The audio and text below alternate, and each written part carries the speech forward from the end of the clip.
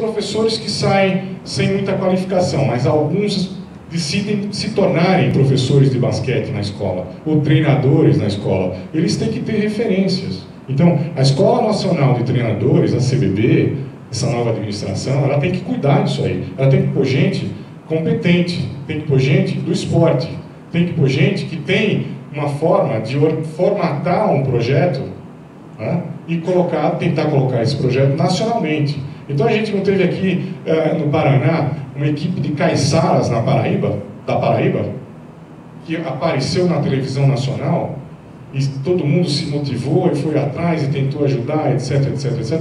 Então se acontece isso lá na Paraíba, lá em Caiçaras, eu sou de Recife, de Pernambuco, e sei como essa realidade do basquete no dia a dia no país inteiro, principalmente fora dos grandes centros, né, que não tem muita condição financeira, né, precisa de ajuda, precisa de organização, precisa de uma padronização. E isso aí a gente só vai ter se formar um grupo de trabalho nacional. Uma coisa para que a coisa volte a ser massificada. Você tem uma quantidade de jogadores, tá certo? Tem outro lado. A gente... Como você chama? Você joga no Thalia. Que idade você tem? 16. Fala para mim um jogador que você fala, pô, me inspiro nesse cara. Hoje. Isaiah Thomas. Isaiah Thomas é brasileiro? Estudou na escola brasileira? Não. Então, a falta de ídolos no basquete nacional é um problema sério também. Então, vocês me perguntam, tá feliz lá na ESPN, na NBA? Eu tô, porque eu gosto de ver jogo, gosto de falar umas bobagens na TV, eu fico satisfeitíssimo. É uma influência positiva ou negativa? De alguma forma, aqui o exemplo negativo. Agora, é culpa da NBA? Não. É culpa nossa. Tá certo? Porque eu quando jogava, o Rolando quando jogava, eu sei disso, o Marquinhos Leite era o seu ídolo. Não era o Bill Walton, não era o Bill Russell. Você entendeu? Então eu acho assim, eu acho que esse trabalho em conjunto que falou o Bruno é muito importante. E que o basquete brasileiro volte a ser competitivo. Né? Então, por exemplo, eu adoro basquete, quando eu estou de folga lá em São Paulo da ESPN, eu vou para os jogos de basquete, eu vou ver o que é que o time do Bruno estava fazendo defensivamente contra o Pinheiros, verdade ou mentira?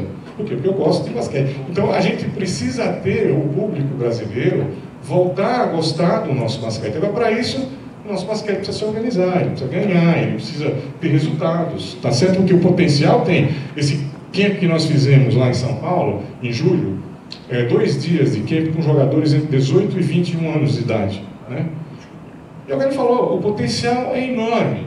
É enorme o potencial. Agora, existe uma padronização do posicionamento defensivo individual, coletivo, de como atacar, de como se posicionar, a gente não tem. Por quê?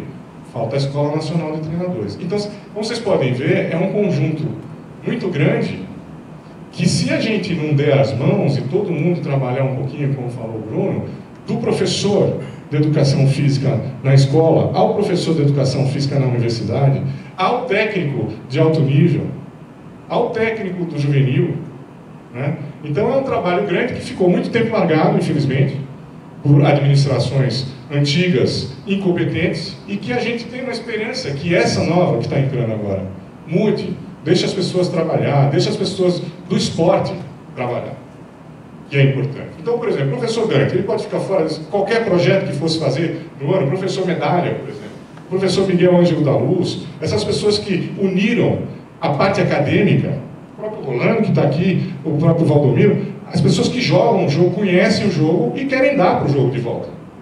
Então isso aí eu acho que é tudo muito importante e é uma coisa que a gente tem que trabalhar globalmente, né?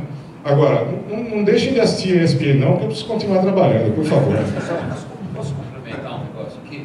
Eu acho que a outra coisa também, nós precisamos começar a olhar para o que o mundo está fazendo. O Brasil já não é mais nada em basquete. Então nós temos que ver o que está sendo feito no mundo. Certo? Nós tivemos aí recentemente um campeonato europeu que foi um arraso, foi um espetáculo. Né? Então o que o mundo está fazendo? Então a gente tem que parar com essa história de que, mas é na Argentina. A Argentina está dando um banho na gente, inclusive no feminino, que nunca deu. O Brasil sempre ganhou de 30 a 40 pontos da Argentina, está tomando agora de 30 pontos. Será que eles não estão fazendo nada bom? Será que na Europa não tem nada de bom que a gente não possa? E por que não aproveitar pessoas que conhecem essa realidade, que tiveram essa oportunidade? Pô, senta aqui, o que você viu lá? Eu vou citar um exemplo hoje, o meu amigo Galvani aqui. Ele teve a oportunidade de conhecer a Federação Francesa de Basquete. E estava me falando como é que é a estrutura lá. Pô, chama esse cara, senta aqui e fala assim, ô Galvani, o que você viu lá? Ah, eu vi isso, vi aquilo, vi aquele outro. Ah, mas é o Galvani é um moleque, pô. Tá começando, nem sabe o que é isso. Infelizmente é esse nosso pensamento. Infelizmente é isso. Então o cara vai para a França, com a grana dele, não pediu nada para ninguém, como muita gente vai, como eu já fui, como você já foi, você, todo mundo aqui, alguns já tiveram. Pô, senta com esses caras, o que você viu lá na França, hein, que a gente poderia usar? Não, mas não, bobagem. E aí, né, a grande heresia que eu costumo falar, que o pessoal quer me matar quando eu falo, o voleibol está ganhando tudo é por acaso, né? Não é trabalho, né?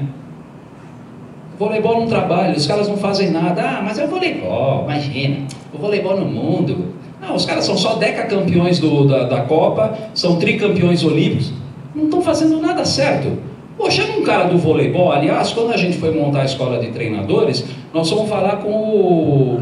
Puta, vai me fugir o nome. Um dos professores de voleibol lá do Rio. Sério? É sério? Bernardinho? Não é o Bernardinho. É o que cuidava da escola de...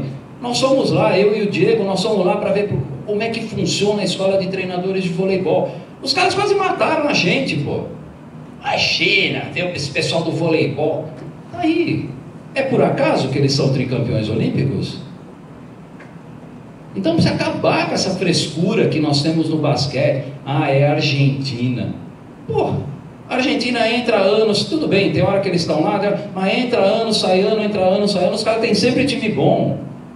E há 2 anos atrás eu tive a oportunidade de ir num evento na Argentina de mini basquete, fui visitar um negócio chamado Mega Mini, numa cidadezinha no interior de Córdoba, 250 quilômetros de Córdoba.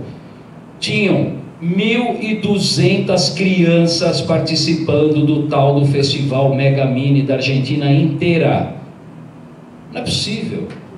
E todo mundo jogando, todo mundo brincando, se divertindo. Não tem taça de campeão, não tem cestinha, melhor jogador. Isso é uma coisa absurda, na minha opinião. Isso é uma coisa que eu já discuti em São Paulo. Não tem que ter melhor jogador em categoria de base. Qual é o critério para dizer que como é teu nome? Gustavo. O Gustavo foi eleito o melhor jogador do Sub-14 do Paraná. Tá bom, qual foi o critério? Aí tem 10 times de mini, o molequinho lá, é o melhor. Mas por que ele? E por que ter o melhor jogador? Por que ter melhor jogador? O que vai acontecer com esse moleque daqui 10 anos? Ele vai estar jogando?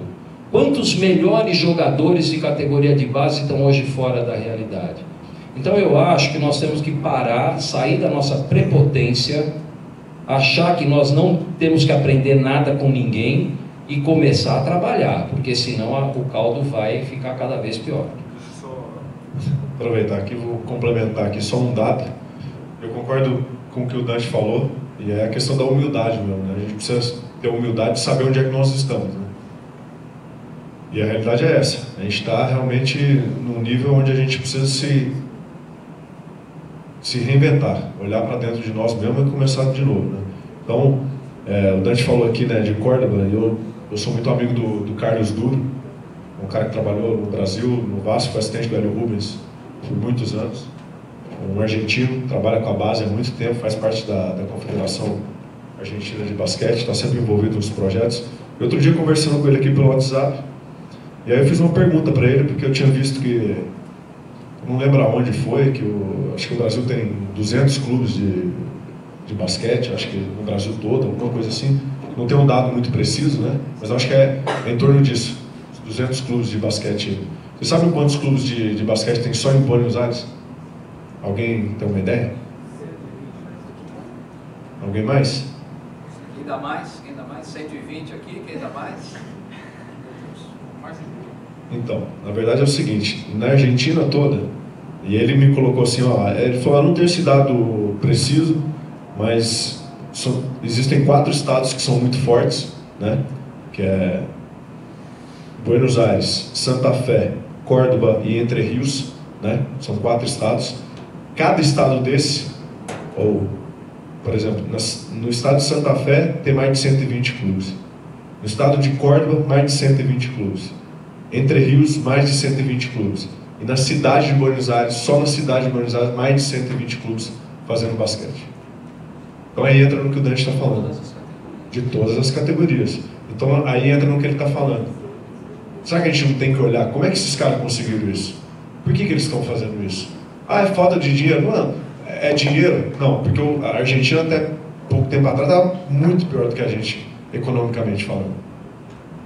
Então, a gente realmente tem que observar e ter cuidado, e é isso que eu falei. Nós aqui que somos apaixonados temos que arregaçar as mangas e fazer mais pelo esporte.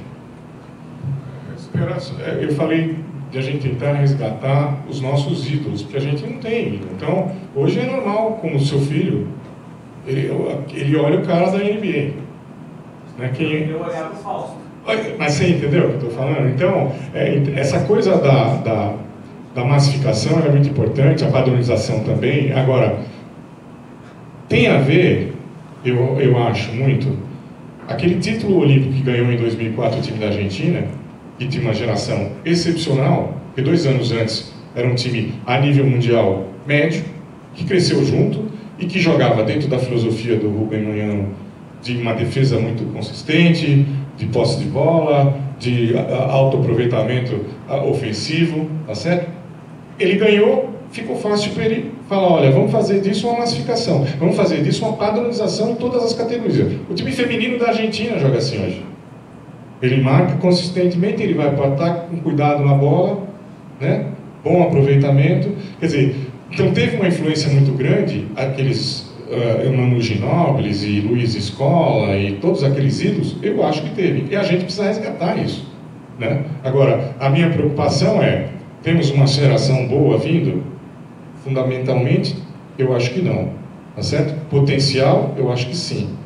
Para se transformar, a gente vai ter que trabalhar nesse aspecto, na padronização. Então, outro dia, eu postei uma foto, eu vou muito nos jogos do Campeonato Paulista, lá no MBB, lá em São Paulo, eu postei uma foto de 2 times que estavam jogando.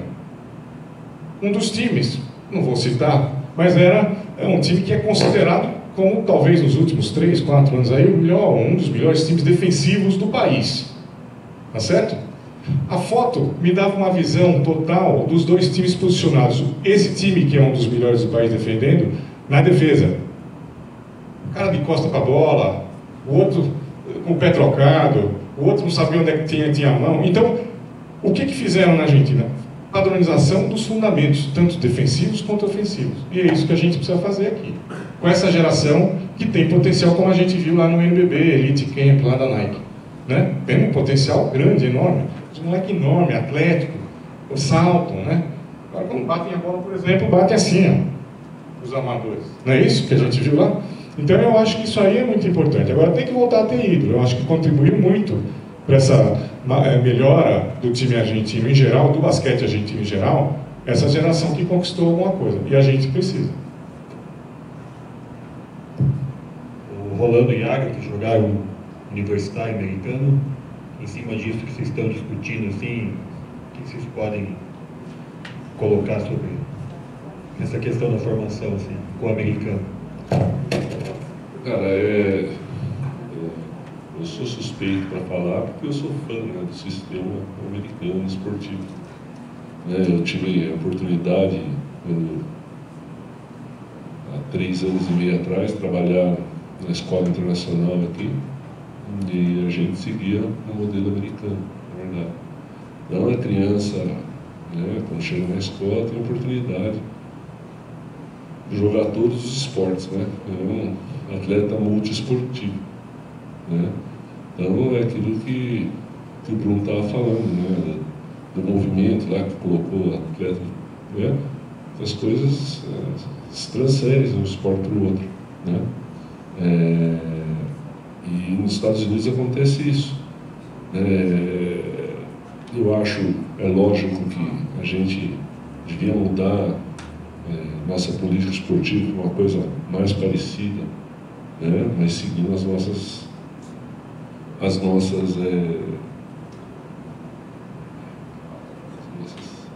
particularidades, né? Porque a gente tem material humano, né? E a escola é a base de tudo, né? E enquanto a gente não tiver um programa esportivo, né, na escola decente, que faça a massificação, eu acho que a gente não vai sair disso, né? Mas isso passa também pela educação física, né?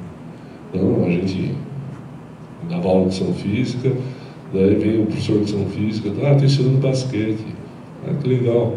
Daí você vai dar treino de basquete, daí você está ensinando a fazer bandeja. Daí o menino vai lá e dá 3 passos em bandeja. Eu estou muito sabendo, o professor de educação física me ensinou. Né? Por quê? Porque o esporte foi ligado. E lá nos Estados Unidos, não sei por que não vem, né? A educação física é o esporte. Né? E por isso que eles têm os atletas em qualquer esporte, né? A gente tem que tirar o chapéu. Né? E a outra coisa, né? Você se desenvolve na escola e tem a oportunidade de seguir jogando na universidade, na bolsa de estudos, coisa assim. Aqui o atleta, né? Vai chegar uma hora que ele tem que escolher. Ou estuda, né? Ou joga, né? Por quê? Ou trabalha para pagar na universidade. Daí larga o basquete, às vezes tem potencial. E, infelizmente, é assim que a gente vive. Então, o modelo americano, para mim, é o melhor modelo que existe. Né? A gente devia, né, copiar, né? Mas atendendo às nossas particularidades. Né?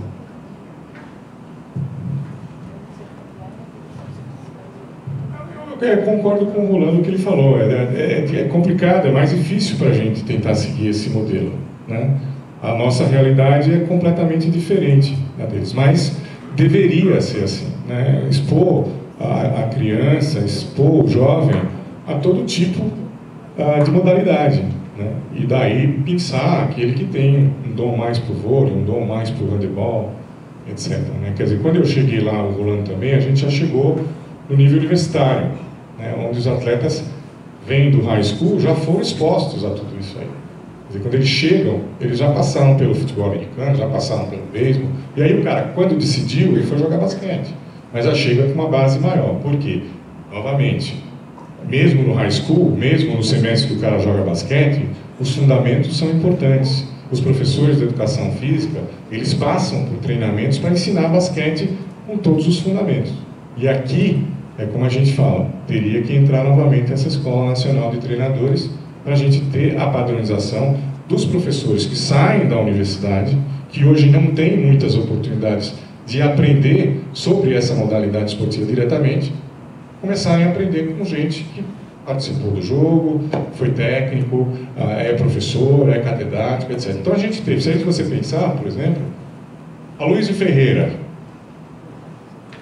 técnico da seleção brasileira durante muitos anos. O professor Medalha foi seu técnico em 92 em Barcelona, tá certo? E tantos outros exemplos que a gente tem que foram professores de educação física, professores universitários, né? Que ensinavam a modalidade da forma como teria, como citou o professor Valdomiro, de ser como você foi lá na Rússia. O cara fala, na Rússia assim, ó, você fica 4 anos, basquete. 5º ano, basquete. Mestrado, basquete. Acabou. Tem que ser assim, na minha opinião. Né? Mas até a gente chegar a tudo isso aí, é uma coisa que, como eu falei, precisa de um esforço global, né? Da comunidade, de dirigente, de professores, etc, etc.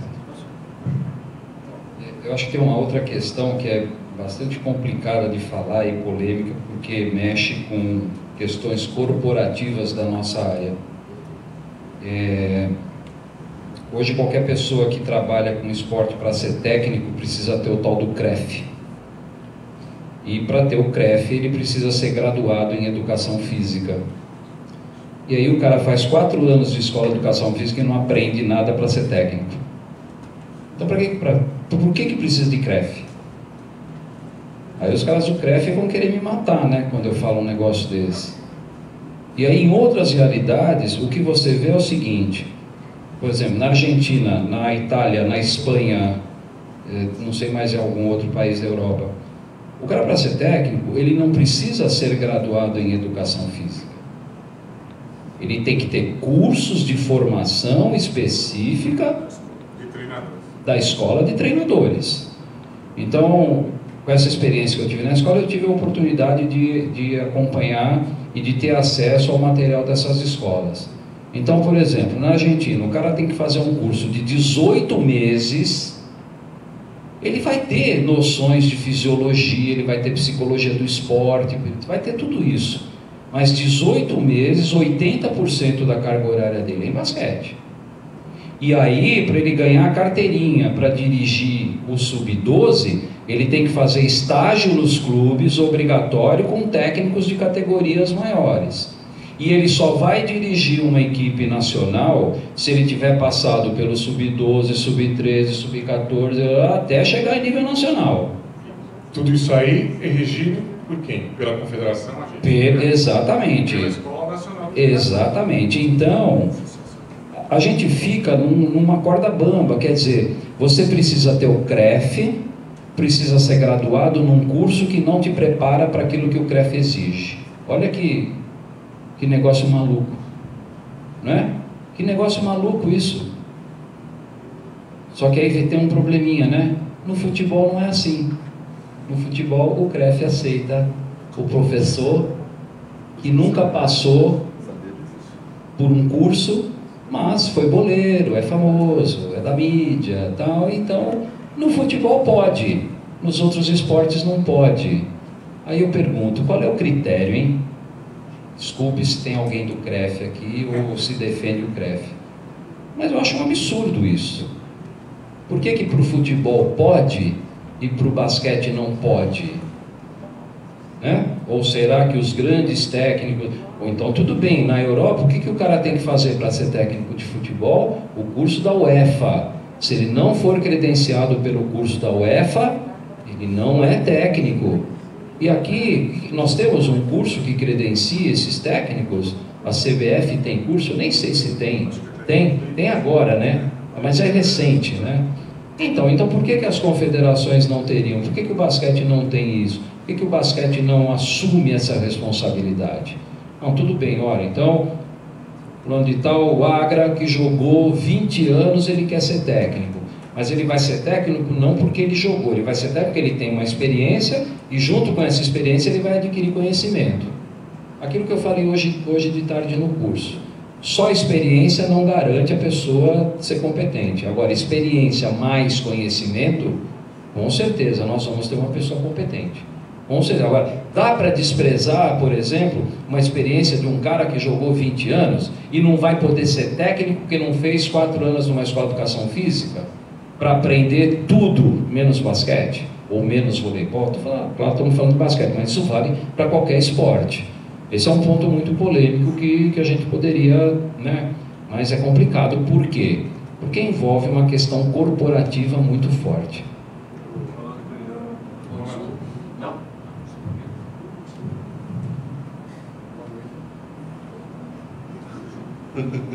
Bom, quanto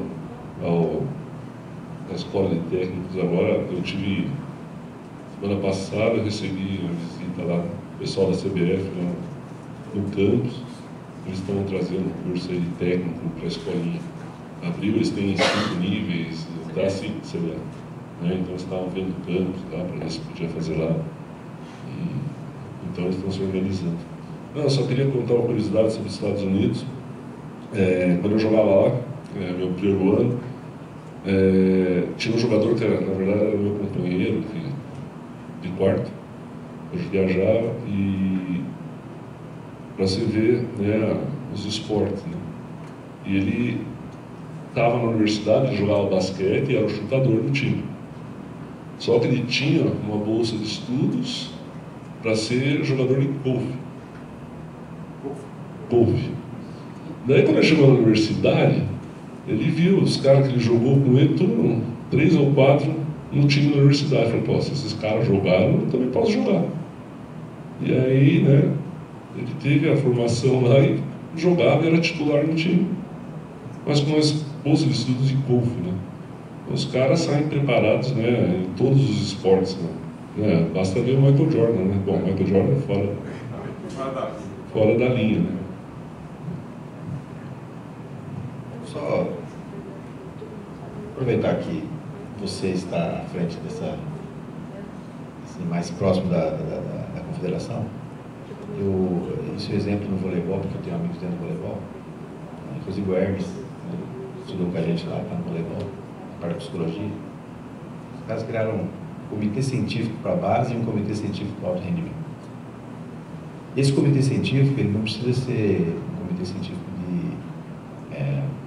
separado dos técnicos, porque eles é que executam. E a ideia foi sua mesmo. Você disse que você sente que falta uma cartilha, falta um direcionamento, que nem a matemática. A matemática ela tem daquele jeito e vai até chegar no vestibular. Então, a educação física e o esporte tem que ter a cartilha do que tem que ser feito dia por dia, aula por aula, treino por treino, organizado, que é o que a Alemanha fez no futebol. A Alemanha simplesmente fez isso. Criou as cartilhas, capacitou as pessoas e é engessado, que nem o Águia falou. É responsabilidade no conteúdo. Não podemos ter professor de educação física que chega para dar uma aula e fala, eu acho que vou dar isso. É complicado. Você não é professor, não é aula. Tem que ter planejamento, conteúdo, meios, métodos, tá? Periodização. E nós, inclusive a teoria do treinamento esportivo, pouco se tem nos documentos do basquetebol. Então, acho que você poderia pensar nisso, de que esses dois comitês científicos, é diferente, é o que o Dante falou, nem todos vão chegar lá. Nossas pesquisas mostram que, inclusive, os campeões no adulto, com a minha pesquisa da seleção brasileira, os que chegaram no adulto não eram os mesmos que foram campeões nas categorias de base. Tá? Então, uma sugestão, quem sabe, futura aí. Bom, dois comentários rapidamente, aproveitando o gancho. Um é esse que eu esqueci de falar, que é, nós temos que acabar com a cultura de que a gente tem que ganhar na categoria de base. A gente não tem que ganhar na categoria de base, a gente tem que ensinar na categoria de base. Ensinar o que é correto. O cara aprender a jogar, aprender a entender do jogo. Então, quando a gente fala, vai assistir um jogo de basquete, a gente se pega muito assim, né? Pô, esse cara não entende nada do jogo, tá jogando, não entende nada do jogo, mas a culpa é de quem?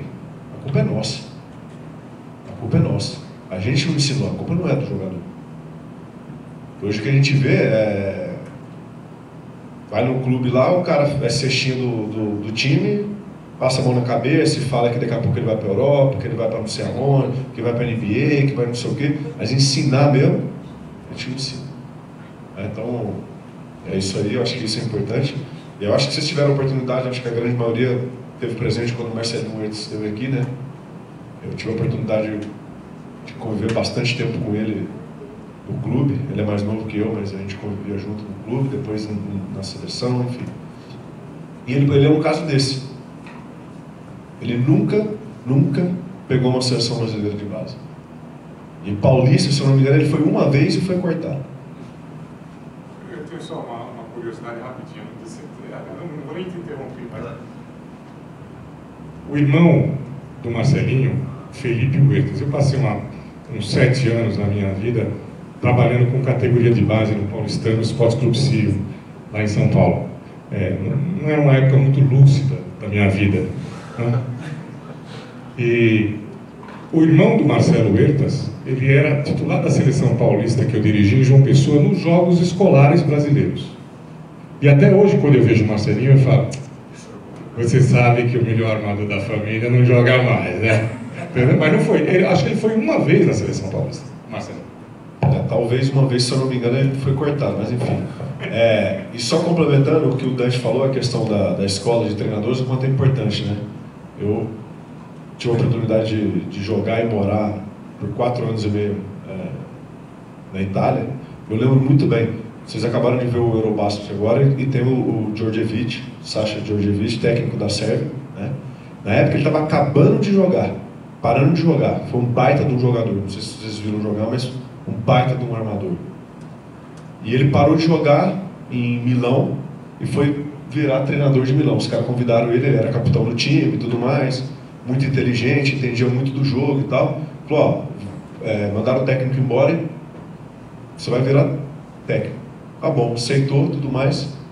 Chegou à escola de treinadores na Itália e falou assim, não, ele não vai ser técnico. Ele, tudo bem, tem experiência, jogou e tudo mais, mas ele precisa estudar. E aí foi uma discussão grande na época lá. Discutiu, resumindo, o que aconteceu? Os caras falaram, tá bom, então você vai assumir pela experiência que você tem, mas você tem um ano, no verão seguinte você tem que sentar a bunda lá na cadeira, fazer lá o curso que eles têm, que é durante o verão, tá? Se eu não me engano é um mês inteiro, eles vão para uma cidade, uma determinada cidade lá, enfim. E teve que estudar um mês inteiro lá, fazer a prova, passou e pegou o tal do brevet, né, que eles chamam de breveto, que é a carteirinha que credencia ele para ser técnico. E aí ele pôde estrear, dirigir na temporada seguinte também, senão ele não poderia. Então isso realmente é muito importante. O Valdomiro citou, gostaria de ressaltar aqui, um exemplo típico do desperdício de talento no basquete, o Hermes. O Hermes, na minha opinião, é um dos caras mais capacitados para trabalhar em qualquer nível. Ele foi preparador físico, de seleção. Hoje o cara está no vôlei. Hermes Balbino, uma das cabeças mais brilhantes do nosso meio. Um cara que sabe tudo de basquete, não só em termos de prática, mas de relacionamento pessoal. É um cara realmente fantástico, fantástico. Ele não encontrou espaço no basquete. Quando ele parou de ser preparador físico, não teve mais espaço para ele. Do time campeão mundial. Do time campeão mundial, do time prata olímpico e de várias equipes. E esse cara não teve espaço no basquete, ele foi parar no vôlei, está fazendo um trabalho brilhante no vôlei. Olha o desperdício de um talento que nós temos. Ainda bem que ele está trabalhando com esporte, no vôlei, mas ele podia estar conosco no basquete. Podia estar contribuindo para o basquete. Ele, inclusive, foi uma das pessoas que mais trabalhou para a implantação da Escola Nacional de Treinadores, na época que nós tínhamos o nosso grupo lá. E hoje ele está no vôlei e está fazendo um baita de um trabalho nesse comitê científico que o Valdomiro citou.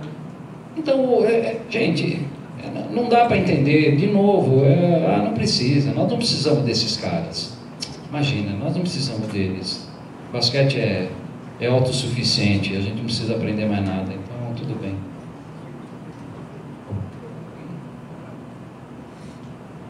Ele levantou a mão aí para fazer pergunta, mas eu existiu um. A gente vai, por falta 10 minutos, Esse aqui não tá legal, mas aí tá.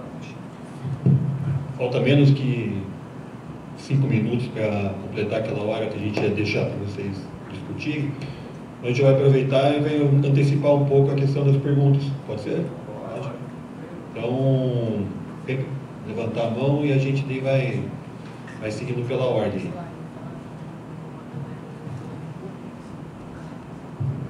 Boa noite.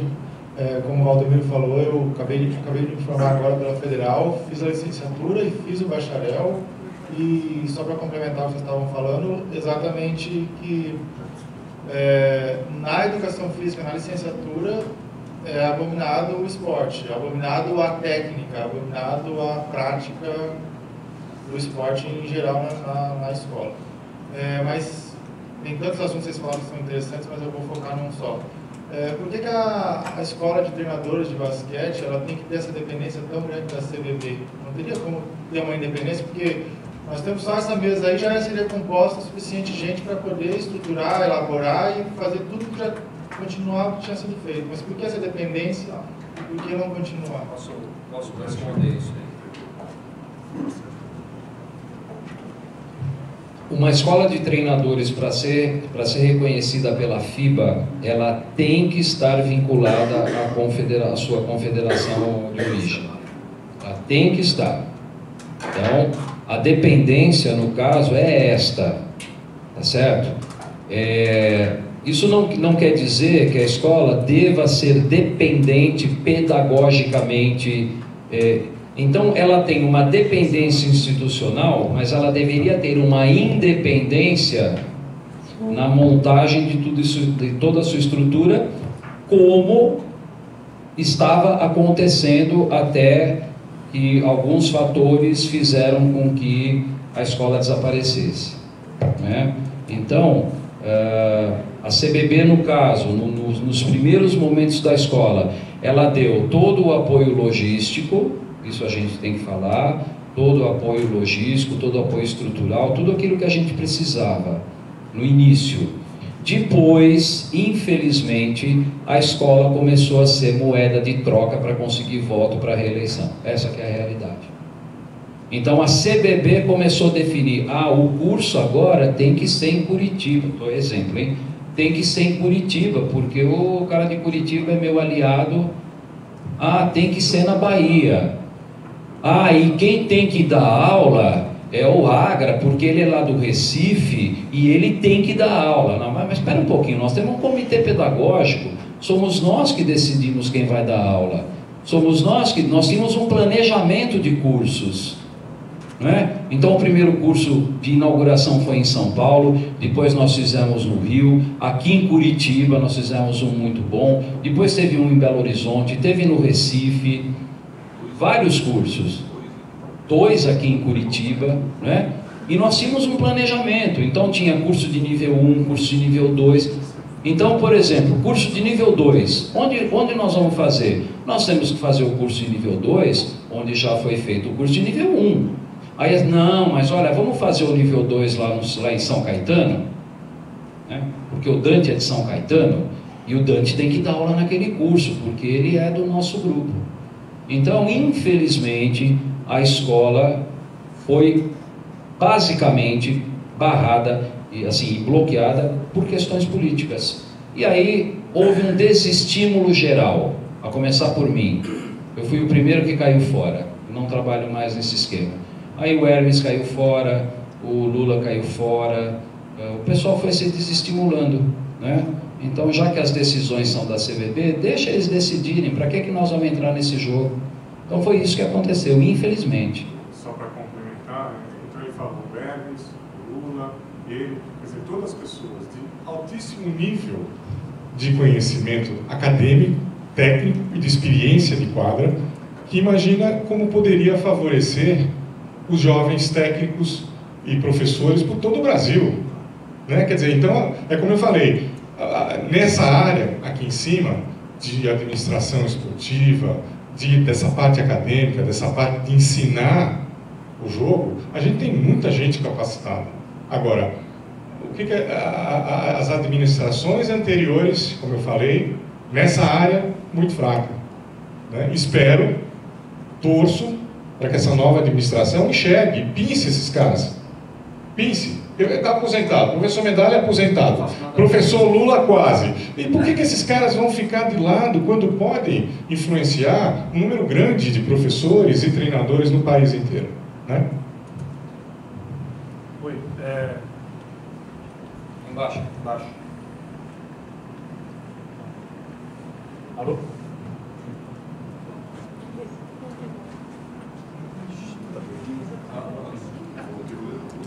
Não, vou falar.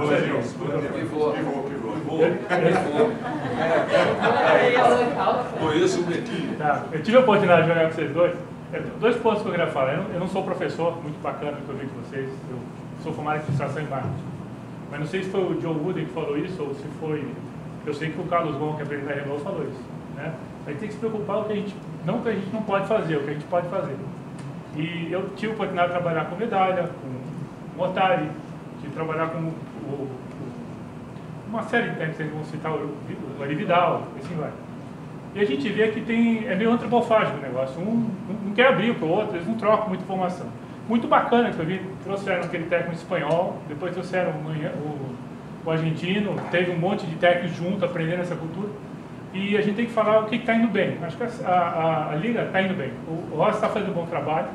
A pergunta é, por que não existe não sei se existe ou não, essa troca de informação, ter uma clínica entre os treinadores de base. Eu sei que cada time tem 4 pessoas. A gente trabalhava, eu joguei nos Estados Unidos, tem um cara de defesa, um cara de ataque, um cara de treino e o head coach. Por que vocês não fazem umas clínicas dessas e vai repassando? Porque cada time desse tem cadete, infanto, juvenil e infantil. Se for por aí, tem 5 pessoas. E passando isso, é o que a gente pode fazer. Falando do GEBS agora. Tivemos GEBS. Teve algum simpósio sobre o que foi dado em basquete, o que tem que ser feito? A gente não aproveita essa oportunidade. O pouco que tem, a gente não faz. É isso que eu... Não sei quem pode coordenar isso. Está falando seria a NBB, a outra seria o Comitê Olímpico, não sei, Secretaria de Esportes. Eu posso falar, depois eu não pode falar. Não, fala sobre as comissões técnicas. Uma coisa que eu percebi como torcedor, indo nas quadras nos últimos anos, né? É como, na NBB especificamente, a gente vê comissões técnicas, preparadores físicos, um cara que hoje cuida da fisiologia, o assistente do juvenil, o assistente primeiro. Então, invariavelmente, menos os mesmos times de menores orçamentos, né? A gente vê que hoje, estruturalmente, os times são muito mais organizados. Quer dizer, isso causa uma influência? Causa. Eu estou falando do basquete de São Paulo, que é onde eu vou. Mas, por exemplo, no infanto juvenil, tá certo? Que joga no mesmo dia, invariavelmente, no mesmo dia do infantil. Hoje em dia não é mais isso, é sub-15, sub-14, etc. Os técnicos, invariavelmente, eu vejo bastante, eles trabalham juntos. Então, o técnico do sub-15, ele trabalha no jogo do sub-14 e depois ele vai ajudar o outro treinador. Quer dizer, isso aí já é uma forma, uma cultura que eu acho que está se espalhando, de comissões técnicas, de passar informação, do técnico do adulto, por exemplo. Lá você tinha um técnico juvenil em Brasília que trabalhava com você. Então, obviamente, o cara que ficou com ele esse tempo, ele aprendeu. Ele usaria no juvenil, por exemplo. Então, sim. Acho que ele falou, é verdade, acho que está melhorando bastante essa comunicação e essa relação de troca de informação. Antigamente, realmente era mais complicado, né? Eu peguei um pouco como jogador, não como técnico já, mas eu sei que tinha muito essa coisa, não, o Dante segura o que ele sabe, o Valdomiro segura o que ele sabe, o Rolando segura o que ele sabe, o Água também. Principalmente vocês pegaram, acho que sabe que os técnicos, entre aspas, se adoravam, eram meio soberanos e donos do mercado e da posição que exerciam. Hoje mudou bastante isso. Então, comentando com a Agra, eu converso quase que toda semana com o Gustavo, do Paulistano, com o Neto, com o Rodrigo, que é assistente do Neto, já sempre conversava bastante com o Cezinha do Pinheiros, com o Demetrios lá em Bauru, com o Hudson, que é assistente dele. Então, acho que isso melhorou bastante, essa troca de informações. Semana passada, agora, eu estive lá no Vasco, fiquei lá com o Dedé, enfim. Eu acho que abriu muito essa coisa, sabe? Então, todos esses caras agora que eu estou desempregado, me mandaram uma mensagem, me disponibilizaram para eu ir, para eu estar acompanhando os treinos. Isso é documentado? Então, deveria, né? Mas, assim, está melhorando esse sentido. Mas eu entendi o que você falou, assim, eu mesmo, em Brasília, por exemplo, tem até o Bruno, que é de Londrina, né? Ele ia direto lá em Brasília, porque ele estava vendo alguma coisa do projeto da lei de incentivado dele, alguma coisa assim, e ele me mandou uma mensagem, não conhecia, me mandou uma mensagem pelo Facebook: Bruno, estou indo até Brasília, tem a possibilidade de eu assistir o treino. E eu sempre deixei aberto, a quadra lá estava sempre aberta para quem quisesse ir acompanhar, depois trocar uma ideia, porque, como você falou, eu tive a oportunidade, tudo bem, vivi muito tempo fora do país, fora da minha cidade, então aprendi a ser um pouco mais aberto, um pouco mais desprendido das coisas, de uma maneira geral, com uma mentalidade um pouco mais aberta. E depois da oportunidade que eu tive de trabalhar com o Sérgio Hernandes, e ele falava sobre isso, que a Liga Argentina só cresceu e só evoluiu muito a partir do momento que os técnicos começaram a trocar informações. Então ele me contou um caso bem curioso, assim, que ficou marcado para mim também, que era isso: uma vez ele foi jogar contra um determinado treinador, e esse cara estava fazendo uma defesa diferente, e estava indo muito bem no campeonato, talvez a melhor defesa do campeonato e tal. E ele ligou para esse cara e falou assim: cara, eu queria depois, aproveitar que eu vou estar aí na cidade, eu queria sentar com você para você me falar um pouco sobre isso daí que você está fazendo e tal. Aí o cara falou assim: não, vamos fazer melhor. Ele ia jogar no dia seguinte contra esse time. Que hora que você chega aqui na cidade? Aí ele falou: eu chego meio-dia. Então tudo bem, meu treino começa às 4 horas, pode vir no treino. Ele falou: não, mas a gente vai jogar. Não tem problema. Vem aqui e vem assistir o treino, que você vai entender melhor o que eu estou fazendo. E é isso, cara. Por quê? A partir daí, o Sérgio vai saber como é que ele defende, vai aprender aquilo lá, e daqui a pouco lá na frente, esse cara vai ter que estar fazendo uma coisa melhor ainda. Porque o Sérgio vai tentar trazer uma solução para aquele problema. E aí todo mundo cresce. E todo mundo aprende, todo mundo melhora. É isso que a gente precisa entender. Quanto mais informação eu passar para vocês, para qualquer um, Isso lá na frente vai me tornar uma pessoa melhor. Porque daqui a pouco eu vou enfrentar o Galvani e ele vai estar fazendo uma coisa que eu falo, pô, eu preciso... O que eu tenho que fazer para bater isso? Estou dando um exemplo. Mas realmente, melhorou bastante, mas eu acho que precisa melhorar mais e precisa ter alguém à frente disso sim. Então são ações como essa que vocês estão fazendo aqui, que vocês tomaram a iniciativa de fazer, que a gente precisa fazer. Então, por exemplo, o Agra, de repente, está lá em Brasília, e aí alguém fala assim, pô, então, Agra, vem aqui, vamos chamar a comunidade do basquete aqui de Brasília e vai passar a informação. Valdomiro tá aqui, pô. Eu acho que devagarzinho, porque se a gente esperar uma pessoa tomar a frente para cuidar disso tudo, eu acho um pouco complexo. Enquanto a escola não estiver realmente ativa, eu acho que tem que ser assim. Então, quando tiver a oportunidade, por exemplo, quando o Neto foi lá, o Flamengo foi jogar lá em Brasília, eu consegui organizar e ele foi falar para uma série de treinadores lá, numa tarde, e ele foi super disposto, super aberto a trocar informação e passar a experiência. Eu vou falar. Isso que vocês estão falando é tão verdade. E outra missão que eu acho que vocês têm para frente aí que o Dante falou perfeitamente. E nos 6 anos que eu trabalhei na Unicamp com o Hermes, a gente discutiu o seguinte: as pessoas não se gostam. E sabe uma coisa no jogo de basquete, nós que jogamos, vocês aqui, antes disso eu queria também dar os parabéns ali pro Coxinha. Todo mundo conhece o Coxinha, hoje um dos melhores técnicos aqui em Curitiba. E o Chechel foi meu técnico de Jogos Abertos, fizemos uma grande final. O Chechel está aqui, ó, técnico e Miro, marca, Miro, corre, Mucurongo! E foi então vocês dois, lá na década de... Né, enfim, é muito bom ver vocês aí. Então, o Roberto, que é amigo do Agra, me disse o seguinte: Miro, Robertinho Paz, a sua tese tem que ser diferente. Vamos tentar juntar umas 4 pessoas aí e deixar escrito o que eles sabem. Porque não adianta a gente propor nada, pelo que nós jogamos, pelo que nós treinamos, não muda muita coisa. O que tá faltando é o relacionamento dessas pessoas. Então nós começamos a juntar, vamos fazer o seguinte: então vamos escolhemos a Marilena do feminino, escolhemos o Vendramini do feminino, escolhemos o Lula e o Hélio Rubens. Aí foi engraçado quando eu fui contactar com eles. Ô Lula, eu estou indo lá na época ele estava em Ribeirão, né? Lula, eu vou em Ribeirão aí fazer uma entrevista com você e já vou te dar os tópicos. Nós vamos falar sobre a formação, desde quando a criança se inicia no basquete até chegar lá no adulto. Porque depois chegou no adulto é mercado, é venda de produto, já está pronto, aí é outra coisa. Tudo bem. Aí, no meio do caminho, o João Borim, preparador físico, também é do grupo, nosso lá, só fera, né? Melhores aí. Ó, é o seguinte, o Tom Zé, você tem que entrevistar o Tom Zé. O Tom Zé está fazendo um trabalho em Araraquara lá que é espetacular. Inclusive vai ter um jogo lá. Vamos lá assistir a final contra o time do Lula. E eu era amigo, e o Borim é amigo dos dois. Aí o Borim falou assim: só que é o seguinte, esses dois aí não se falam. Eu falei, como é que esses dois não se falam?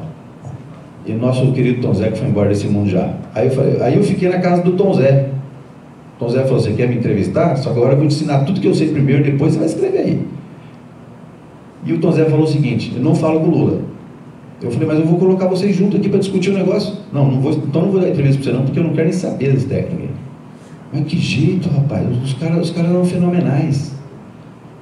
Aí, tudo bem. No outro dia, uma semana depois, teve um jogo lá em Limeira e o Tom Zé falou: agora nós vamos nós dois assistir o jogo lá do Lula contra o outro time. Eu quero te mostrar as coisas que eles fazem de errado. Sentando na arquibancada lá, tá vendo aquilo lá? Isso não se faz com atleta. Atleta é gente. E o outro fala: rapaz, que cultura desportiva é essa? Então veja, a ciência que eu estou falando, que tem que estudar na universidade, é isso aí. Isso é ciência da prática, o que se faz na prática. E a gente falava, essas relações aí, como é que o basquete vai evoluir se essas pessoas nos comunicam? E aí eu vou deixar disponível em pendrive ali com o coordenador. Nós conseguimos colocar 11 dessas pessoas aqui, ó, dentro desse texto aqui. Tá aqui, ó, 11.